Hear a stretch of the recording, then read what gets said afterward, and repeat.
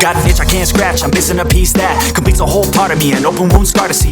Everybody come here, gather round. Welcome to the freak show, the best in town. Welcome to Super Fast Tortoises MTG 3.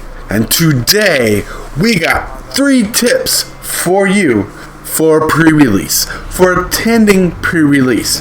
These tips are to help your experience go smoother. And as you become a more advanced player with pre-releases, these 3 tips are going to help shape your world a lot. So with that knowledge, we start this video, these tips, right now. So the first tip on this list is going to help with trades. Yes, this tip is to help you with trading. We know you take your fancy trade binder to pre-release with you because people are in the mood for trading. But there is a truth that is known. Not everybody wants your expensive trades. For real. You might have some pretty banging cards worth some pretty banging money, but a lot of the time people are deck building.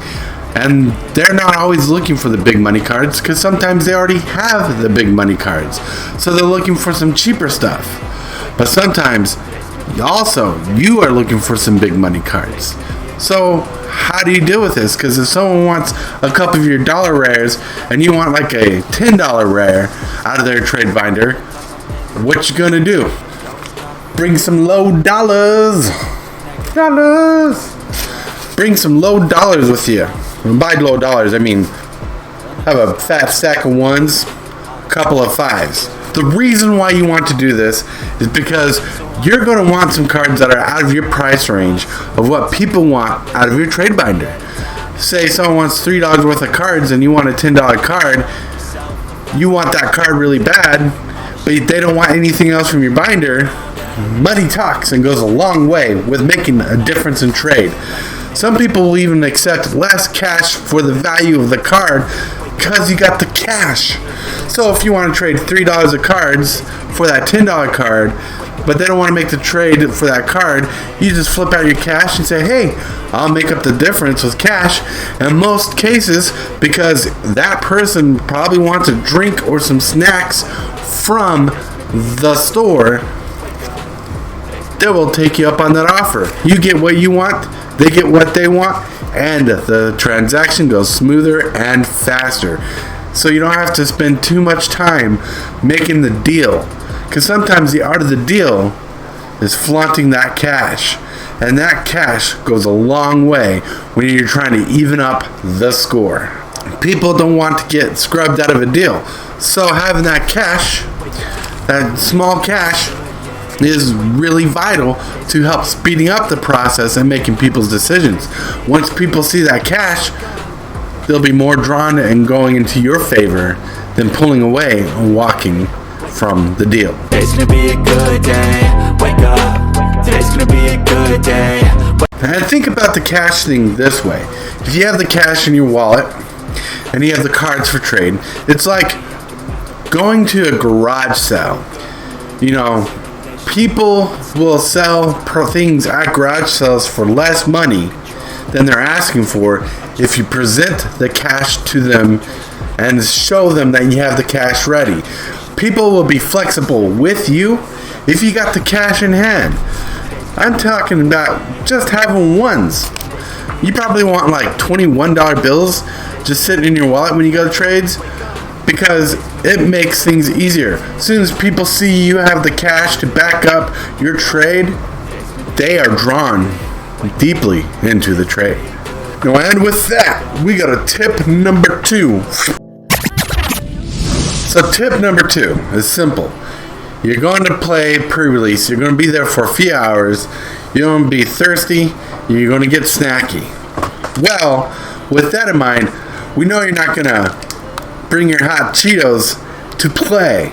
No, you're not. You're not going to bring these to a card game. These are going to mess up people's cards. These are going to make your sleeves all messy. It's going to go out of the way. So don't bring chips. The tip for number 2 is bring hard candy snacks. Or shelled candy snacks kind of things. Like these Dollar Star caramel creams, they're pre-wrapped. It is easier to not get your hands messy. They're dry food and they're not sticky. And they make the process go easier. Have them out. You're not going to stick anybody's cards. Pretty good. You could also bring something like Good and Plenty's. And like this video if you like black licorice flavor. I love black licorice, so I'm not worried about that. But you know, it is a hard candy. Doesn't melt. Doesn't get sticky. You can just eat them out of the box. You know? You can eat them out of the box if you want. A childhood favorite candy of mine you can take with you? Mike and Ike's. Mike and Ike's make a really good limited game snack. You're in pre-release, snacking on Mike and Ike's, your fingers are not getting sticky. I mean, as long as you're not like putting your fingers in your mouth, be a respectful player. Because if you want your deck to be treated well, your opponents want their deck to be treated well. And that's all about respect. Then, on an obvious note, if you're going to take a drink like water or soda, make sure it's soda with a cap on it that you can unscrew, take a drink, screw back on.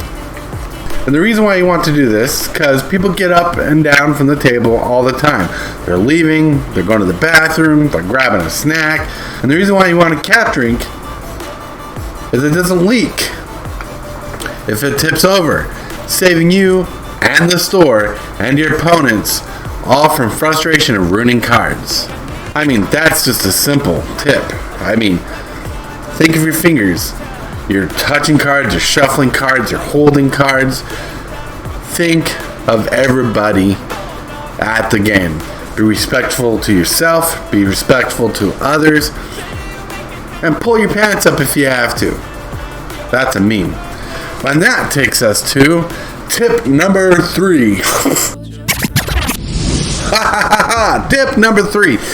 This is the biggest tip for going to pre-release. Indeed.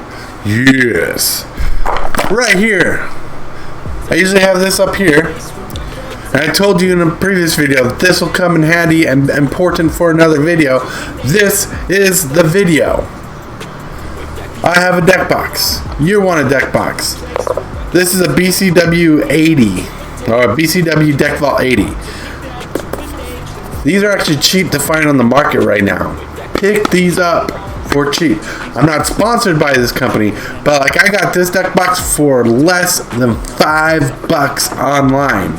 Alright? Because these are like a couple years old.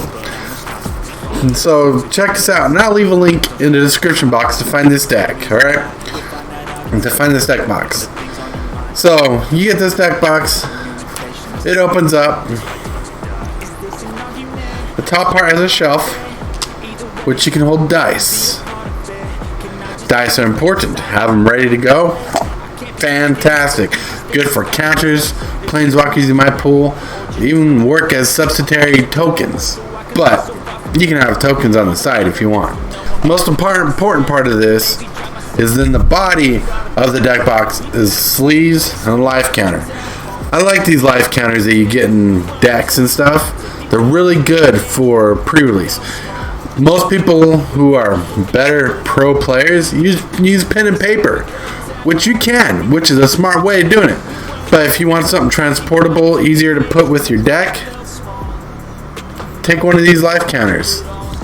They go up to 40, so it's good for life game.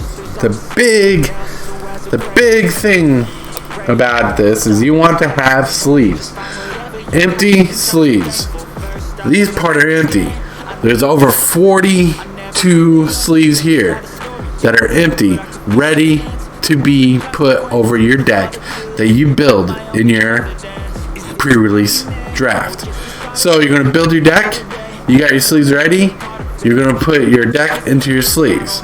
And on top of that, this fat stack of sleeves has 12 of each basic land in it. I got 12 mountains, 12 plains, 12 islands, 12 forests, and 12 swamps. Now, why do I have these lands pre-sleeved? It's pretty simple. Once you're done building your deck, If you have these lands ready and set next to you at pre-release, you do not have to leave the table to get basic lands from land stations, giving you a better opportunity to put more focus on your deck building skills, being ready to put your lands together. Any non-basic lands you get in your draft, you can just replace with one of these basic lands or put in one of your empty sleeves and work around it. The biggest ease I can offer you by doing this is not having to leave your table and not having to worry about trusting people from taking your cards, looking at your cards, messing with your stuff.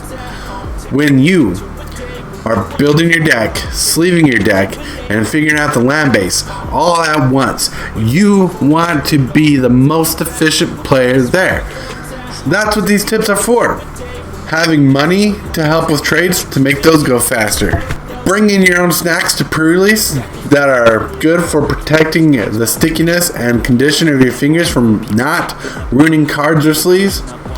Makes you more efficient. Having a deck box ready to home your deck, to sleeve your deck, and having the lands ready helps you be more efficient and giving you better focus during the night so you don't have to go out of your way to get away from your game. In short, this alleviates you from having to trust others around your stuff. In length, this helps you become a better player because you're already ready for the night. You're ready to build the deck.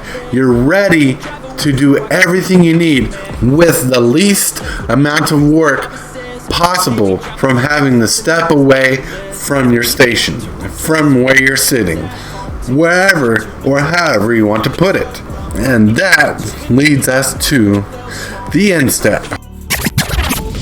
To answer last week's question, what's making a creature unblockable? Well, I'll tell you. It is Aqueous Form. Dun dun dun. One of the best enchantments out there to make creatures unblockable with that scry effect is nuts. And the question for today is, what do you do that's special for pre-release? Put your silly and ridiculous answers, or your serious answers, in the comments section below. I want to know your tips. I want to know if you have tips for pre-release.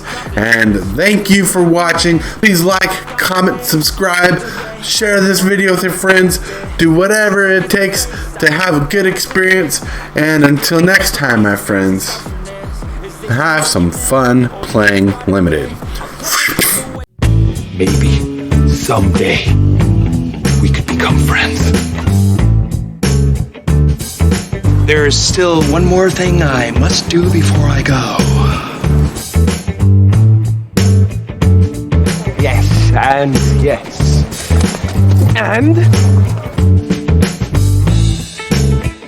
thank you guys so much. We really appreciate, everything. God, I love being a turtle! I've got an itch I can't scratch, I'm missing a piece that completes a whole part of me, an open wound scar to see. Everybody come here, gather round, welcome to the freak show, the best in town. What the hell's wrong with me? I don't get along with anybody, honestly. I've been living in my own head constantly, thoughts jumbled around, think I need a new lobotomy. Wait, all these thoughts are too negative. I don't wanna get lost in the sedative. Gotta show them what I got, I'm competitive. You know I'm about to go off and won't let them win. I'll take a stab, I wanna chase the bag, I wanna